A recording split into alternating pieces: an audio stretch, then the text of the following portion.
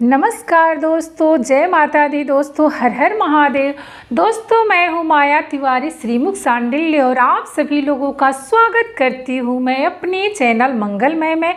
तो दोस्तों कैसे हैं आप सभी लोग, यह बताने के लिए कमेंट्स बॉक्स में जय माता दी एवं हर हर महादेव जरूर लिखिएगा।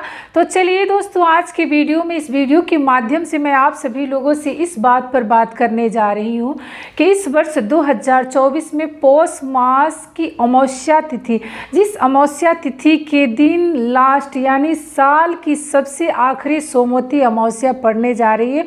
तो सोमवती अमावस्या किस दिन को है, किस तारीख को है, दिन तो पता ही है कि सोमवार के दिन जब सोमवती अमावस्या लगती है तभी सोमवार के दिन जब अमावस्या पड़ती है तो सोमवारी अमावस्या हो जाती है।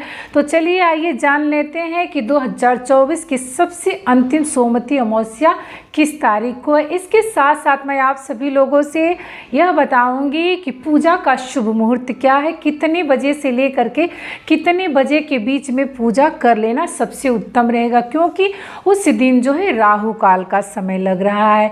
तो जैसा कि आप सभी लोग ही जानते हैं कि जब राहु काल का समय लगा रहेगा, जितने समय से लेकर जितने समय के बीच में राहु का विचरण रहेगा, तो उस समय में जो है सुहाग से संबंधित और पुत्र व्रत से संबंधित कोई भी पूजा पाठ नहीं किया जाता है। ये तो आप सभी लोगों को पता ही है। इसके साथ साथ मैं आप सभी लोगों को यह भी बताऊंगी कि पूजा का नियम विधि क्या है, सरल रूप से कम सामग्री में जो है सोना धोबिन की पूजा का क्या विधि विधान है, किस तौर तरीके से पूजा करना चाहिए। तो चलिए आइए जान लेते हैं। तो दोस्तों आप सभी लोग बने रहें मेरे साथ मेरे चैनल पर अंत तक। तो अगर अभी तक आप लोग मेरे चैनल को सब्सक्राइब नहीं किए हैं तो प्लीज़ मेरे चैनल को सब्सक्राइब कर दीजिए, घंटी के निशान को दबा दीजिए, जिससे जब भी मैं नया वीडियो डालूंगी तो आप सभी लोगों के पास तुरंत पहुंच जाएगा। तो चलिए मैं वीडियो का शुभारंभ करती हूँ। सबसे पहले मैं आप सभी लोगों को यह बताना चाहूँगी कि इस वर्ष 2024 में पौष मास की अमावस्या तिथि किस तारीख को है। तो दोस्तों इस साल 2024 में पौष मास की अमावस्या तिथि पड़ रही है 30 दिसंबर 2024 दिन सोमवार के दिन, और अमावस्या तिथि का समापन हो रहा है 31 दिसंबर 2024 दिन मंगलवार के दिन। अब समय जान लेते हैं कि कब लग रही है और कब समाप्त हो रही है। तो अमावस्या तिथि शुरू हो रही है 30 दिसंबर 2024 दिन सोमवार के दिन सुबह के समय में 4:01 पर, भोर में जो है 4:01 पर जो है अमावस्या तिथि लग जा रही है, एवं अमावस्या तिथि का समापन हो रहा है 31 दिसंबर 2024 दिन मंगलवार के दिन 3:56 पर जो है अमावस्या तिथि का समापन हो रहा है। तो उदया तिथि के अनुसार इस साल 2024 की अंतिम मतलब जो अमावस्या पड़ रही है, तो उदया तिथि के अनुसार जो है 30 दिसंबर 2024 दिन सोमवार के दिन अमावस्या सोमवती अमावस्या का पूजा किया जाएगा, सोना धोबिन का पूजा किया जाएगा।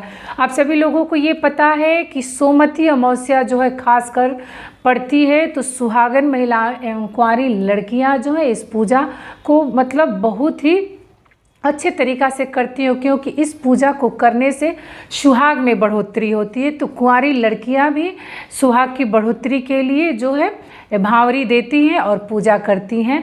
तो इस बात को ध्यान रखिएगा कि मतलब कुंवारी लड़कियां भी जो है इस व्रत को उठा सकती हैं और कर सकती है। दूसरी बात ये है कि बहुत सारे लोगों के मन में ये विचार आता है कि व्रत उठाए कि नहीं उठाए।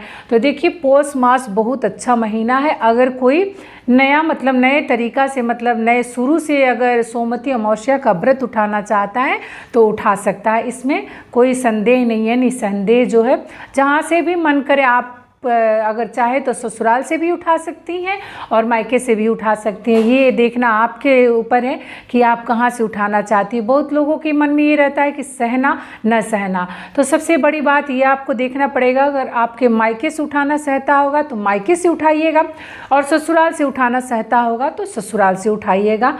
ये कि आपको ये देखना है, ठीक है। ये नहीं कि अपने मन से इस कार्य को नहीं किया जाता है। आप अपने घर में मायके ससुराल वाले से पूछ करके ही इस कार्य को करना चाहिए। अब बात करती हूँ कि जो सोमवती अमावस्या के दिन राहु काल का समय लग रहा है, तो राहु काल का समय जो है कितने बजे से लेकर के कितने बजे के बीच में लग रहा है, जिस समय में पूजा करना वर्जित है। तो दोस्तों राहु काल का समय लग रहा है 7:30 पर राहु काल का समय लग जा रहा है एवं राहु काल का समापन हो रहा है 9:30 पर राहु काल का समय समाप्त हो जा रहा है। तो देखिए ठंडी का महीना है, वैसे तो लोगों को ठंड लगेगी, लेकिन पूजा की बात है तो पूजा जो है आप 7:30 से पहले ही पूजा करने का मुहूर्त है, पूजा कर लीजिएगा। राहु काल में जो है सुहाग से संबंधित पूजा नहीं किया जाता है और ना ही तो पीपल की भांवरी दी जाती है, ठीक है। इस बात को आप लोग जरूर ध्यान रखिएगा। अब बात करती हूँ कि पूजा के नियम के विधि विधान में, तो सबसे पहले तो आप अपने घर के नियम को फॉलो करिएगा कि आप आपके घर में जो है किस नियम विधि विधान से सोमवती अमावस्या की पूजा होती है, पहले क्या करती हैं आपकी सास, आपके घर में जो लोग भी हैं, बड़े आपसे जो लोग हैं पूजा कर रहे हैं, तो पहले जो है उनको आप लोग फॉलो करिएगा। किसी के कहने सुनने, कोई किसी का सुन करके, कोई वीडियो देख करके इस कार्य को नहीं किया जाता है। आपके घर में होता क्या है पहले इस बात पर गौर करना है।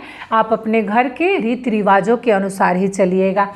वैसे तो हमारे यहाँ तो सबसे पहले जो है सोमवती अमावस्या के दिन जो है अपने घर के कार्य से निवृत्त होकर के स्नान दान करके साफ सुथरा जो है अच्छी साड़ी पहन करके, लाल पीले रंग की साड़ी पहन करके और पीपल के वृक्ष के नीचे जा कर के सबसे पहले जल चढ़ाया जाता है। जल चढ़ाने के बाद जो है पीपल के वृक्ष पर जो है ऐपन लगाया जाता है। ऐपन लगाने के बाद सोना धोबिन को जो है पीला सिंदूर से बनाया जाता है। तत्पश्चात जो है उनको हल्दी, सिंदूर, सुहाग की सभी सामग्री, बिंदी, चूड़ी जो है ध्यान रखिएगा काला नीला चूड़ी नहीं होना चाहिए।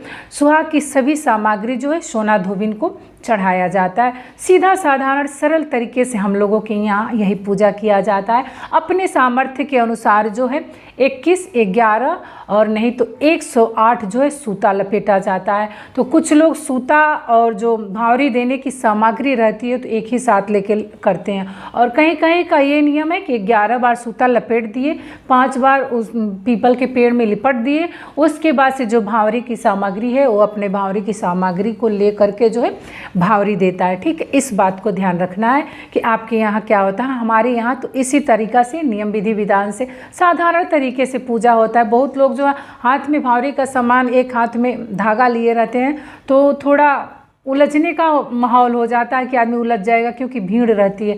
तो आप लोग देख लीजिएगा कि आपके यहाँ क्या होता है। लेकिन अगर माना जाए तो हमारे तरीक़ा से ही ये सही रहेगा कि एक बार पीपल के पेड़ में धागा लपेट दें और जो जल दिया जाता है 5 बार वो जल दे दें।